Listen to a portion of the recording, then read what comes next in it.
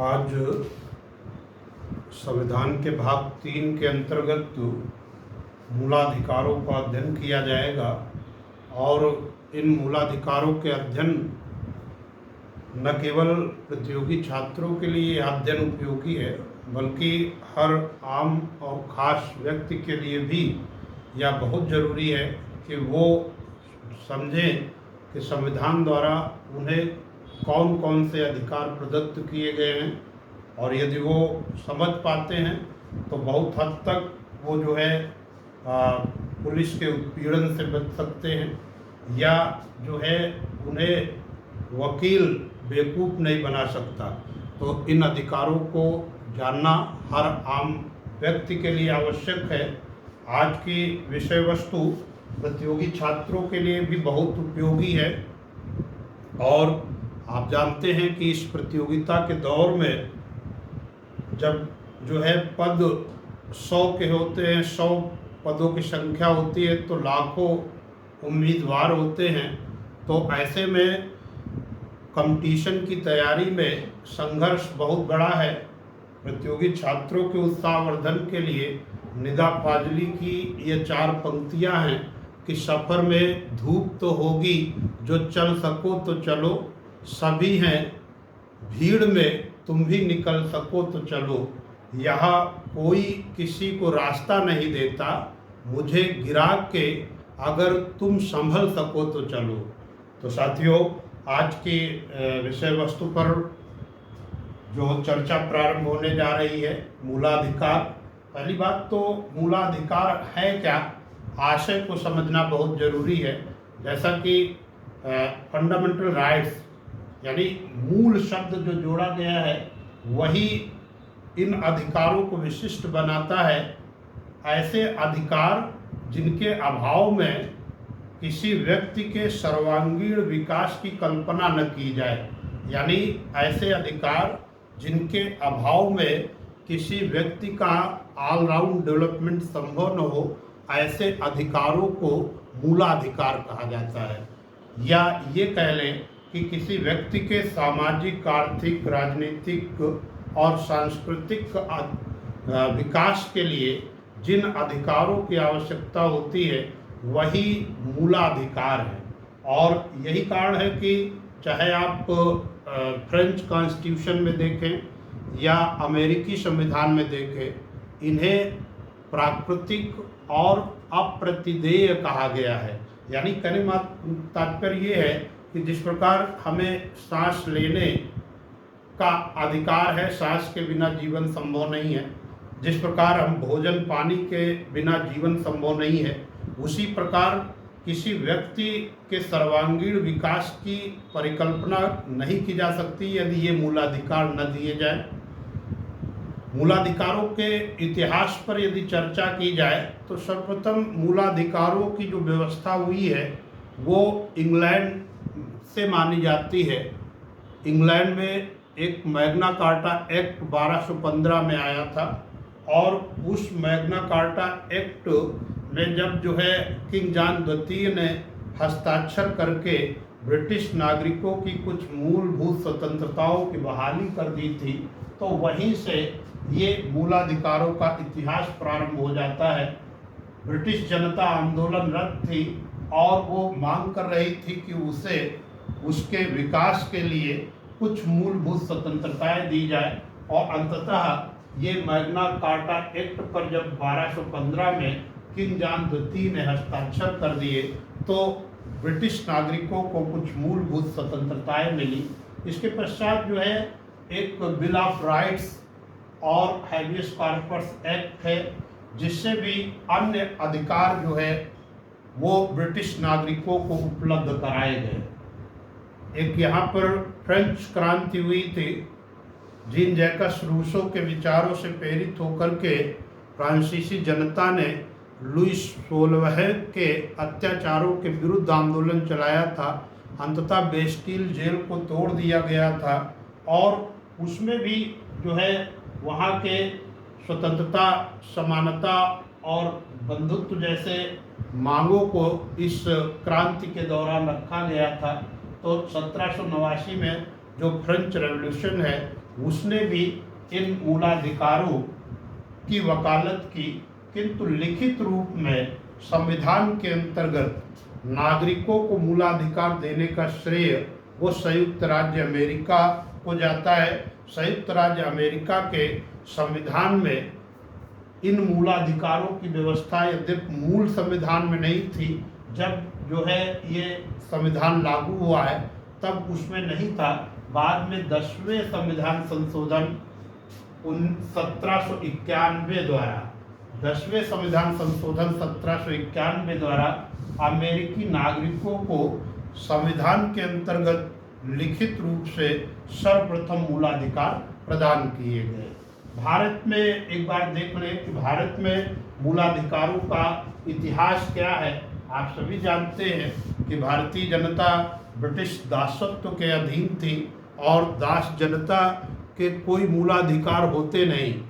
इसलिए ब्रिटिश काल में यद्यपि मांग हुई, हमारे स्वतंत्रता संग्राम सेनानियों ने रखा, लेकिन अंग्रेजों ने भारतीय नागरिकों के मूलाधिकारों की बहाली पर कोई भी विचार नहीं किया। यहाँ पर जो सबसे पहले एक संविधान विधेयक 1895 में ये विचार रखा गया था कि भाई ब्रिटिश नागरिकों की भांति भारतीयों के भी मूलाधिकार होने चाहिए। इसके पश्चात जो है एनी बेसेंट आयरिश लेडी थी, भारत में तिलक के साथ मिलकर उन्होंने होम रूल आंदोलन चलाया था। उन्होंने कॉमनवेल्थ ऑफ इंडिया बिल में 1925 में मांग की कि भारतीय नागरिकों के मूलाधिकार होने चाहिए, किंतु ब्रिटिश सरकार ने इस पर ध्यान नहीं दिया। स्वराज विधेयक के माध्यम से 1922 में महात्मा गांधी ने मूलाधिकारों की मांग की। इसके पश्चात तो नेहरू रिपोर्ट 1928 में भारतीय नागरिकों के मूलाधिकारों की बात कही गई, लेकिन कोई इस पर सहानुभूतिपूर्ण विचार नहीं हुआ। तत्पश्चात तो ऐतिहासिक दृष्टि से 1931 का कराची अधिवेशन अत्यंत महत्वपूर्ण है कांग्रेस का। कांग्रेस का कराची अधिवेशन जो 1931 में हुआ था, सरदार वल्लभ भाई पटेल इसकी अध्यक्षता कर रहे थे। उन्होंने सर्वप्रथम एक लिखित प्रस्ताव रखा कि भारतीय नागरिकों के मूलाधिकार होने चाहिए, और एक मांग यानी लिखित प्रस्ताव के रूप में जो कांग्रेस ने रखा वो 1931 के कांग्रेस के कराची अधिवेशन में सर्वप्रथम रखा गया है। परीक्षा की दृष्टि से महत्वपूर्ण है। अंत में ये है कि संविधान सभा ने जो है नागरिकों के मूलाधिकारों की मांग को सहानुभूतिपूर्ण विचार किया। इसके लिए सरदार वल्लभ भाई पटेल की अध्यक्षता में एक मूलाधिकार समिति की स्थापना की गई और जेबी कृपलानी की अध्यक्षता में एक मूलाधिकार उप समिति की स्थापना की गई। और इन दोनों समितियों ने अपने जो रिपोर्ट, अपने प्रतिवेदन के माध्यम से संविधान सभा में नागरिकों के मूलाधिकारों का उल्लेख किया। जब हमारा संविधान बनकर तैयार हुआ तो संविधान के भाग 3 में अनुच्छेद 12 से लेकर के 35 तक नागरिकों के 7 मूलाधिकारों का उल्लेख कर दिया गया। इसमें समता का अधिकार अनुच्छेद 14 से 18, स्वतंत्रता का अधिकार अनुच्छेद 19 से 22, शोषण के विरुद्ध अधिकार अनुच्छेद 23 व 24 तथा धर्म एवं अंतःकरण की स्वतंत्रता अनुच्छेद 25 से 28। इसके अतिरिक्त विशेष भाषा लिपि संस्कृति संबंधी अधिकार वो अनुच्छेद 29 व 30 में उल्लेखित कर दिए गए। अनुच्छेद 29 व 30 में वो जो है विशिष्ट भाषा लिपि संस्कृति संबंधी अधिकार वो उल्लेखित कर दिए गए। और अनुच्छेद 31 में संपत्ति का अधिकार उल्लेखित किया गया। अंततः अनुच्छेद 32 में संवैधानिक उपचारों का अधिकार उल्लेखित किया गया। यहाँ पर अनुच्छेद 31 अब भारतीय संविधान का हिस्सा नहीं रहा, ये अब निरसित है, डिलीटेड है। यहाँ पर ये जान लेना, थोड़ा सा नेपथ्य में जाना पड़ेगा कि अनुच्छेद 31 को डिलीट क्यों किया गया।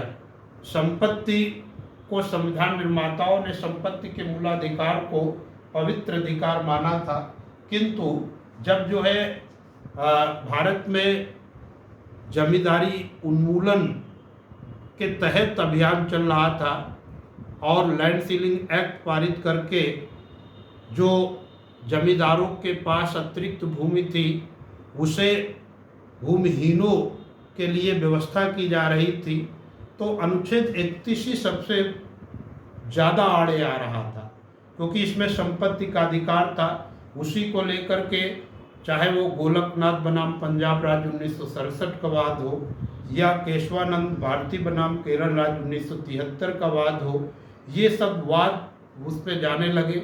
और जब ये संपत्ति का मूलाधिकार एक समस्या बनने लगा तो 44वें संविधान संशोधन 1978 द्वारा इस संपत्ति के मूलाधिकार को समाप्त कर दिया गया और अब मूलाधिकार के रूप में संपत्ति का अधिकार नहीं है, बल्कि संपत्ति का अधिकार एक विधिक अधिकार है, एक लीगल राइट्स है, एक कानूनी अधिकार है।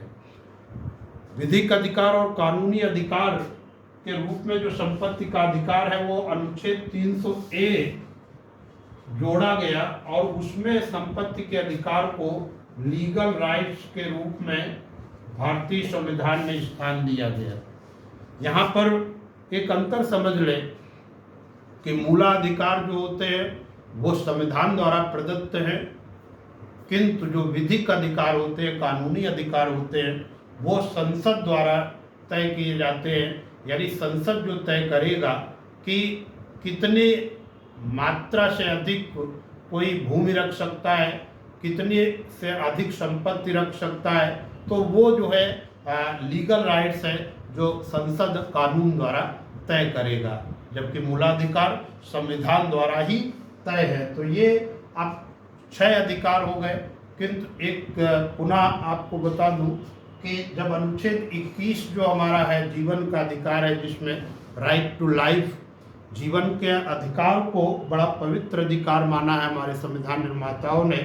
और अभी जो हाल ही के न्यायपालिका के जो निर्णय हैं उसमें विधि द्वारा स्थापित प्रक्रिया के स्थान पे अब विधिकी सम्यक प्रक्रिया आ रही है जो अमेरिकी प्राकृतिक न्याय पर आधारित है, यानी ड्यू प्रोसेस ऑफ लॉ की ओर बढ़ा जा रहा है।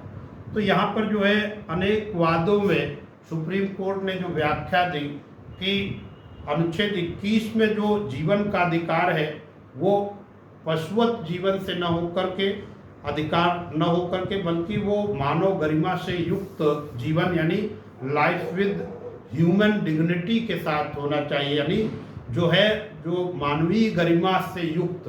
अब मानवीय गरिमा से युक्त जीवन तभी संभव होगा जब व्यक्ति शिक्षित हो, इसलिए अनुच्छेद 21A जोड़ा गया 86वें संविधान संशोधन 2002 द्वारा और अब शिक्षा को मूलाधिकार बना दिया गया है, यानी 6 से 14 आयु वर्ग के बच्चों के लिए अब ये मूलाधिकार हो गया है।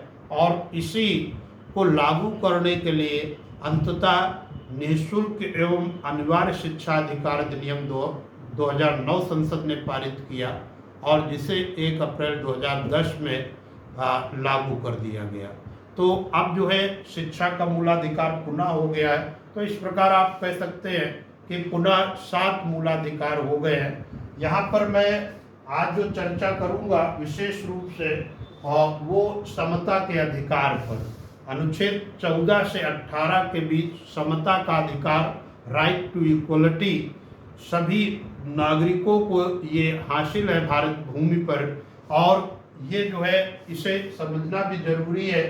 अनुच्छेद 14 से 18 का हम विस्तृत अध्ययन करेंगे।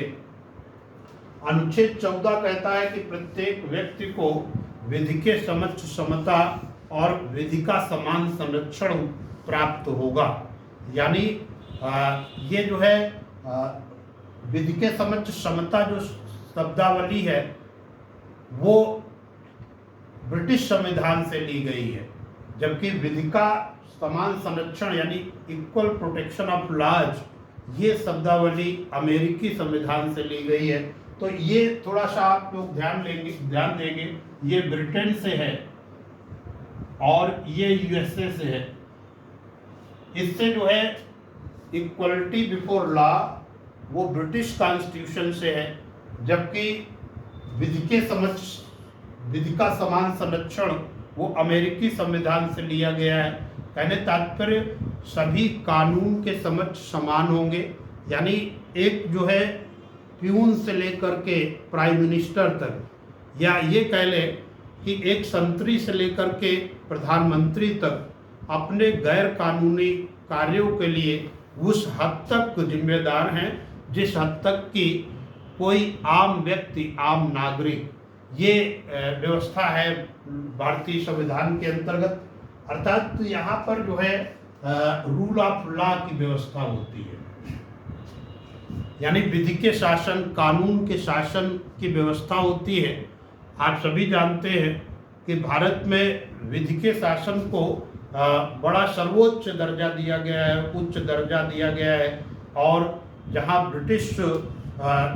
ब्रिटिश व्यवस्था में संसदीय सर्वोच्चता है, यानी पार्लियामेंट्री सुपरमैसी है, वही अमेरिका में न्यायिक सर्वोच्चता है, जुडिशियल सुपरमैसी। लेकिन भारत में संविधान को सर्वोच्च किया गया है और जो रूल ऑफ लॉ है, कानून की नज़रों में सभी समान है। No one above law, no one beyond law, all are equal before law, ये व्यवस्था दे दी गई है। तो ये अनुच्छेद 14 का जो व्यवस्था है पूरी आप देख रहे हैं कि रूल ऑफ लॉ भी ये ब्रिटिश परंपरा के अनुसार है। ब्रिटेन में जिस प्रकार रूल ऑफ लॉ है वैसे ही भारत में कुछ दिखता है। और ये जो विधि का समान संरक्षण है, यानी इक्वल प्रोटेक्शन ऑफ लॉज, वो कुछ अमेरिका जैसी व्यवस्था के तहत दिखता है। यहाँ पे अनुच्छेद 15 को देखते हैं। अनुच्छेद 15 एक बहुत महत्वपूर्ण अनुच्छेद है। ये सामाजिक क्रांति का अनुच्छेद कहा जाता है, यानी आर्टिकल ऑफ सोशल रेवोल्यूशन। इसमें जो व्यवस्था दी गई है कि धर्म, जाति, लिंग एवं जन्म स्थान के आधार पर विभेद से प्रतिषेध किया गया है, कि कोई डिस्क्रिमिनेशन नहीं होगा, कि धर्म, जाति, लिंग के या जन्म स्थान के आधार पर कोई विभेद नहीं किया जाएगा, सभी लोग समान होंगे। लेकिन ये जो सामाजिक क्रांति का अनुच्छेद है वो भारतीय सामाजिक व्यवस्था में आमूलचूल परिवर्तन भी ला रहा है। इस अनुच्छेद पर एक फिल्म भी फिल्मांकित की गई है। और जब से संविधान लागू हुआ तो भारत में जो विभेदनकारी व्यवस्था थी उसमें कमी आई है और इस अनुच्छेद का एक बड़ा योगदान है। लेकिन इस अनुच्छेद में ही कुछ व्यवस्थाएं दी गई हैं। जैसे अनुच्छेद 15 का सब क्लास 3 कहता है कि यदि महिलाओं और बच्चों के लिए कोई विशेष प्राविधान किया जाता है तो वो जो है अनुच्छेद 15 का उल्लंघन नहीं माना जाएगा। अर्थात यदि कोई महिला विश्वविद्यालय खुलता है तो महिला महाविद्यालय में कोई पुरुष ये नहीं कह सकता है कि मुझे भी दाखिला दिया जाए, क्योंकि ये महिलाओं के विकास के लिए एक महिला महाविद्यालय खोला गया है। वो ये नहीं कह सकता है कि ये लिंग के आधार पर विभेद हो रहा है, मुझे क्यों इसमें एडमिशन नहीं दिया जा रहा। इसी प्रकार बच्चों के हित में अगर कोई व्यवस्था लाई जाती है तो अनुच्छेद 15 का उल्लंघन नहीं माना जाएगा। इसी प्रकार जो है 15 का जो सब क्लास 4 है वो भी विशेष रूप से जो हमारे अनुसूचित जाति और अनुसूचित जनजाति के लोग हैं उनके लिए यदि उनके विकास के लिए कोई विशिष्ट प्राविधान किया जाता है तो अनुच्छेद 15 का उल्लंघन नहीं माना जाएगा। अब ये अनुच्छेद 16 है आगे, आर्टिकल 16, ये कहता है कि लोक नियोजन में अवसर की क्षमता है। अर्थात लोक नियोजन यानी पब्लिक सर्विसेज में धर्म, जाति, लिंग के आधार पर कोई विभेद नहीं किया जाएगा। सभी जो है अपनी योग्यता के बल पर वो जो है सार्वजनिक सेवाओं में जाने के लिए स्वतंत्र हैं, संविधान उन्हें स्वतंत्रता देता है, किंतु यहाँ पर कुछ विशिष्ट प्राविधान कर दिए गए हैं। जैसे अनुसूचित जाति अनुसूचित जनजाति के सदस्यों के लिए 22% का आरक्षण मूल संविधान में ही व्यवस्था दे दी गई थी कि ये जो है दलित वर्ग है, इन्हें जो है समाज की मुख्य धारा में लाने के लिए जरूरी है कि इनको कुछ विशेष संरक्षण दिया जाए। और जैसे ही ये, क्योंकि ये व्यवस्था अस्थायी थी, यद्यपि 10-10 वर्षों के लिए इसको ये मूल संविधान में ये प्राविधान था कि 10 वर्षों के लिए व्यवस्था लागू रहेगी, और जैसे ही ये समाज समता के स्तर पर आ जाएगा तो ये व्यवस्था हटा ली जाएगी। लेकिन ये राजनीतिक तुष्टीकरण कहें या अन्य कुछ कहें, ये निरंतर जारी हुई है, जारी है, और इसमें ये प्रतिशत बढ़ता ही जा रहा है। यहाँ पर फिर मंडल आयोग का एक सिफारिश थी, और उस मंडल आयोग की सिफारिश के पश्चात 1991 में अन्य पिछड़े वर्ग के लिए 27% आरक्षण कर दिया गया, 27% सीटें आरक्षित कर दी गई। बाद में ये निरंतर बढ़ रहा था। अंततः इंदिरा शाहिनी बनाम भारत संघ के वाद में सुप्रीम कोर्ट ने एक प्रगतिशील निर्णय दिया, और सुप्रीम कोर्ट के इस निर्णय द्वारा ये कहा गया कि 50% से अधिक आरक्षण वस्तुतः अनुच्छेद 14 से 18 जो समता का अधिकार है उसका उल्लंघन है। 50% से अधिक आरक्षण किसी भी दशा में नहीं होगा। लेकिन जैसे तमिलनाडु राज्य ने जब ये विषय डाल दिया 9वीं अनुसूची में, और वहाँ पर 69% आरक्षण कर दिया, क्योंकि हमने पहले ही बताया है अनुसूचियों में कि यदि कोई विषय 9वीं अनुसूची में डाला जाता है तो उसकी विधिमान्यता का दावा न्यायालय में नहीं किया जाएगा। तो ये तमिलनाडु में 69% आरक्षण लागू हो गया। इसके पश्चात तो अभी जो है हाल ही में 103वें संविधान संशोधन 2019 द्वारा 16 का सब क्लास 6 जोड़ा गया, 15 का सब क्लास 6 जोड़ा गया, और इकोनॉमिकली वीकर सेक्शन जो है, जो सवर्ण वर्ग से है, यानी सामान्य वर्ग के जो इकोनॉमिकली वीकर सेक्शन यानी आर्थिक रूप से कमजोर वर्ग के लोग हैं, उनको संविधान के तहत 10% आरक्षण की व्यवस्था दे दी गई। तो ये आरक्षण की व्यवस्था निरंतर बढ़ती जा रही है, और ये जो अस्थायी व्यवस्था संविधान निर्माता चाहते थे वो अभी लगातार बनी हुई है। इस व्यवस्था पर पुनर्विचार होना चाहिए।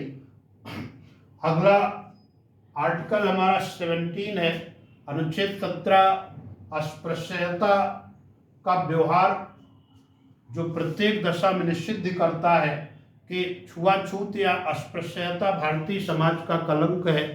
किसी भी दुनिया के समाज में कहीं ये व्यवस्था नहीं देखी गई कि जो है व्यक्ति के छूने मात्र से कोई अपवित्र हो। तो ऐसी व्यवस्था भारत में प्रचलित थी जो भारत को पीछे ले जा रही थी। महात्मा गांधी द्वारा जो है, राष्ट्रपिता महात्मा गांधी द्वारा छुआछूत के विरुद्ध आंदोलन चलाया गया था ब्रिटिश काल में, और उनके ही प्रभाव में, उनके ही सुझाव पर भारतीय संविधान में अनुच्छेद 17 को जोड़ा गया, और कहा गया कि व्यवस्था दी गई कि practice of untouchability is punishable in every condition, यानी इसमें कोई अपवाद भी नहीं रखा गया। अनुच्छेद 15-16 में हमने दिखाया अपवाद है, लेकिन यहाँ पर कोई अपवाद नहीं कि अनुच्छेद 17 ये कहता है कि भाई आप अगर छुआछूत का व्यवहार करोगे, अस्पृश्यता का व्यवहार करोगे तो वो दंडनीय अपराध होगा। और बाद में इसी को लागू करने के लिए अस्पृश्यता निवारण अधिनियम 1955 लागू किया गया, और उसी में संशोधन करते हुए कालांतर में नागरिक अधिकार अधिनियम 1976 आ गया, जिसके तहत ये व्यवस्था दे दी गई कि यदि अस्पृश्यता का व्यवहार प्रमाणित हो जाता है तो व्यक्ति को 6 महीने के लिए वो कारावास और या 500 रुपये का अर्थदंड या दोनों हो सकता है। यानी ये दंडनीय जो है व्यवहार है। और इसी अनुच्छेद का प्रभाव कहिए कि अब जो है भारतीय समाज में छुआछूत या अस्पृश्यता का व्यवहार लगातार कम हो रहा है। ये स्वागत योग्य कदम है। किसी भी सभ्य समाज में छुआछूत और अस्पृश्यता का व्यवहार वो निश्चित रूप से उसका अंत होना ही चाहिए। सभ्य समाज में ये ऐसी व्यवस्था उचित नहीं है। अंत में अनुच्छेद 18 ये उपाधियों का अंत करता है। पहले क्या होता था कि राजा महाराजे या विशिष्ट वर्ग के लोग वो विभिन्न प्रकार की उपाधियां धारण करते थे, भारी भरकम, और इससे क्या होता था, सामाजिक समता को ठेस पहुंचती थी। अतः संविधान निर्माताओं ने व्यवस्था दी कि आप जो है कोई व्यक्ति शैक्षणिक और सैन्य उपाधियों के अंतर्गत अतिरिक्त अन्य कोई भी उपाधि धारित नहीं करेगा। शैक्षिक उपाधि का मतलब है कि यदि आप जो है स्नातक हैं, परास्नातक हैं या डॉक्टरेट डिग्री होल्ड करते हैं तो आप अपने नाम के पूर्व या पश्चात उसे लगा सकते हैं। जैसे उत्तर प्रदेश के एक मंत्री थे बाबूराम यमकाम, वो यमकाम किए हुए थे तो वो अपने नाम के आगे बाबूराम यमकाम लिखते थे। तो इसमें शैक्षणिक उपाधियां और सैन्य उपाधियां कि भाई कोई मेजर है और सेवानिवृत्त होने के बाद भी वो मेजर जनरल जो भी होगा वो अपने नाम के पूर्व या पश्चात उन उपाधियों को लगा सकेगा, लेकिन अन्य उपाधियां वो धारित नहीं करेगा। इसके बाद जो है ये एक और बात आई कि सुप्रीम कोर्ट के समक्ष कि जो पद्म भूषण, पद्म विभूषण, भारत रत्न जैसे ये उपाधियां भी अनुच्छेद 18 का उल्लंघन है। तो इस पर सुप्रीम कोर्ट ने अपना प्रगतिशील निर्णय दिया और कहा कि वस्तुतः राष्ट्र के लिए ये विशिष्ट सेवा के लिए विशिष्ट सम्मान है, इन्हें उपाधियां बिल्कुल न माना जाना चाहिए। और जो है ये इनको कुछ समय के लिए यद्यपि ये भारत रत्न, पद्म भूषण ये सब उपाधियां बंद कर दी गई थी, सम्मान बंद कर दिए गए थे, लेकिन जब सुप्रीम कोर्ट ने इसे प्रगतिशील बताया तो अब पुनः इसे लागू किया गया। ये जो हमारा समता का अधिकार है संविधान के अंतर्गत हमें प्रदत्त है, इसकी व्याख्या पूर्ण होती है। साथियों, आगे के अध्ययन में हम स्वतंत्रता के अधिकार का अध्ययन करेंगे। तब तक के लिए धन्यवाद।